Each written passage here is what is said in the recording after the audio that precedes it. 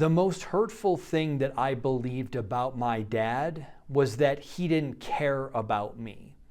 And that belief that he didn't care about me impacted every aspect of my life. Everything that he said or did or didn't say or didn't do was pointed out to me as an example that reinforced this belief that he doesn't care. So it was, he doesn't care about what you want. He doesn't care about what makes you happy. He doesn't care about your schooling. He doesn't care about your events or you playing hockey. He doesn't care about your future. He doesn't want to support you. He doesn't want to spend money on you. And so every little thing that happened, it was easily pointed to, there he goes again. And so my dad was really in this no-win situation. If he came to an event like my hockey games, there was this belief that he's not really there because he cares. He's there to make you nervous. He's there to make you uncomfortable because he's so demanding. He wants you to be perfect. Meanwhile, he can't even skate. So he's there to harm you because he doesn't care. If he cared, he would let you be alone. He wouldn't show up at an event and make you nervous and make you uncomfortable, trying to be this perfect person that you can't be. So he only wants to hurt you. And then if he didn't come, it was, I gave him the schedule. I guess you're just not important enough for him to come. I guess he must have other things to do than to come to your hockey game. And so as a child, whether he showed up, it was told, and I felt, and I started to believe that he didn't care.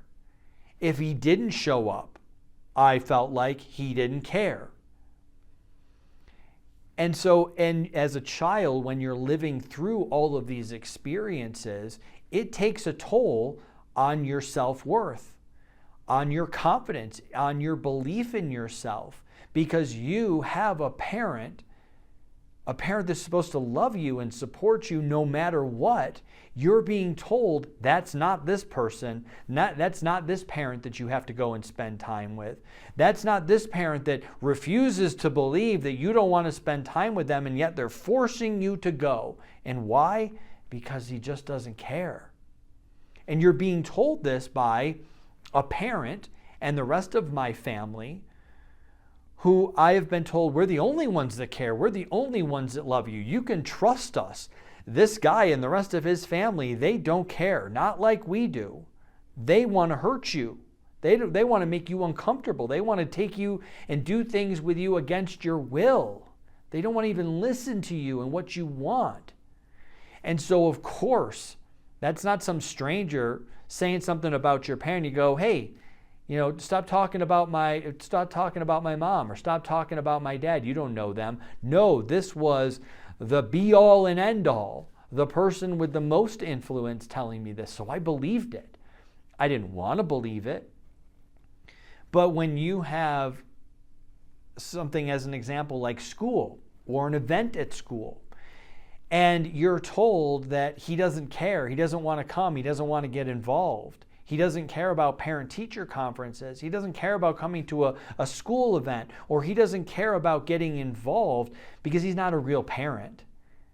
They think that they're building themselves up. My mom thought that she was building herself by making him small, but what she did was, well, how come everybody else's parents care? Why am I not good enough? What did I do? How come he doesn't want to get involved? How come he doesn't want to come to parent-teacher day? Why doesn't he want to see my report card? Why doesn't he want to come and come to these events? And then at the same time, if he did show up, how dare he? How dare he show up and try to steal your moment and steal your day? This is about you. This isn't about him. And yet here he comes, coming into your school concert, making you nervous. Now you can't even enjoy it. You can't even be with your friends and just sing. Or he's trying to get into the school board. Well, why would he do this? Why is he trying to do this power grab? Or he wants to come and talk to your teacher? He's got no business. Why? Because he's not a real parent, because he doesn't care. And so there's this dichotomy that if my dad doesn't come, he doesn't care. And then if he does get involved, if he does try to be a part of something, that it's just there as a big screw you to me. Like he's trying to hurt me. He's trying to make me uncomfortable. He's trying to do things that put me in an awkward position so that I can't have fun or be happy or feel joyful or be carefree because there's this big event. There's this big stressor. He's in the audience like a big orb. Oh my gosh, red flashing lights. He's going to ruin everything. You know what that does to a kid? And what happens to a kid when you do that? Week by week, month by month, year by year, every opportunity that you can, every sporting event, everything that's school, every birthday, every holiday, that your parent is just there to obstruct and make your life hell, or they don't care.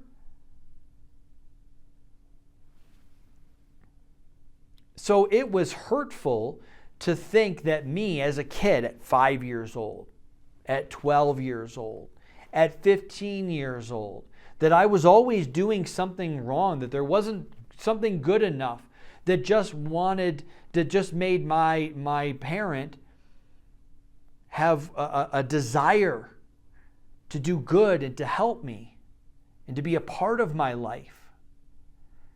What was wrong with me? What did I do wrong? What can I do better? Nothing. There's nothing you could do, is what I was told. There's no point in having a relationship with him. There's no point of even inviting him. There's no point of spending time with him. And then I would try to go, well, I guess, but what about the weekends? You don't want to go spend time with him on the weekends, not when he doesn't show up to hockey practice because he doesn't care, or you don't want to go spend time on the weekend with him. He comes to your hockey games and you are so nervous that you can't even skate. And so every moment of my life, I don't even know what I want. I don't even know what to do. I don't know how to operate independently. I don't know how to operate with autonomy and freedom. Just be like, I want this, I want that. I don't want this. No, I don't want that. No, everything was planned. Everything was like a ping pong. Everything was high stakes. And so when you are a child and you believe these things, it takes a lot for an alienated parent to have to combat that. Where do you start? Where do you begin? How do you even know what to say? How do you even know what to do? How do you compete with that daily barrage of brainwashing and manipulation when you also have a child that's being damaged? It's not just the relationship. You're not just missing out on the time that you deserve with your child. My dad and I deserved those moments. My dad and I deserved happy, joyous times that weren't poisoned with negativity and self-worth issues and having no belief or confidence in myself unless that confidence was derived from my family, the alienator, the regime. We're here for you. Good job. But if we go away, you've got nothing. You can't depend on anybody except for us. That keeps me small. That keeps me feeling like I'm an orphan. If I don't have these people, if I dare look the other way, if I dare say, well, I'd like to have dad too. Oh, really? After everything that we've done? Sure, go be with the guy that doesn't care about you.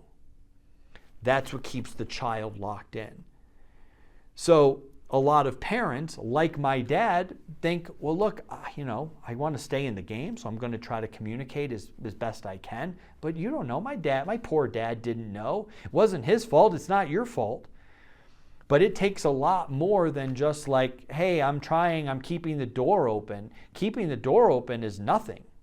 It's like the one thing, yes, you should keep the door open. But what are you doing to counteract all of this? What are you doing to build that child up so that they go, wow, I like this guy. I'm going to go over there. I got to know where the house is. Not just that it's there. I got to know and be attracted to that house to open that door, to walk through that door.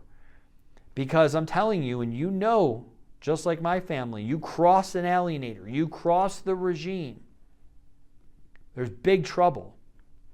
And when you're a kid and you don't feel like there's a viable option, or you don't know what that would look like, you stay stuck, you stay locked into the alienation, and you suffer in silence with these beliefs. And eventually, yeah, it's just easier to believe it. I'm terrible, I'm awful, I'm not good enough, but at least these people love me, so I guess I'll just stay here. Screw him, hell with the other person. You have to believe that. It's a survival mechanism. You have to believe that. But it doesn't have to be the end. It's not the end. Thankfully, it was not the end for my dad and I. 10 years of a blackout period with no communication, no contact. Thankfully, we were able to come back, and it is possible.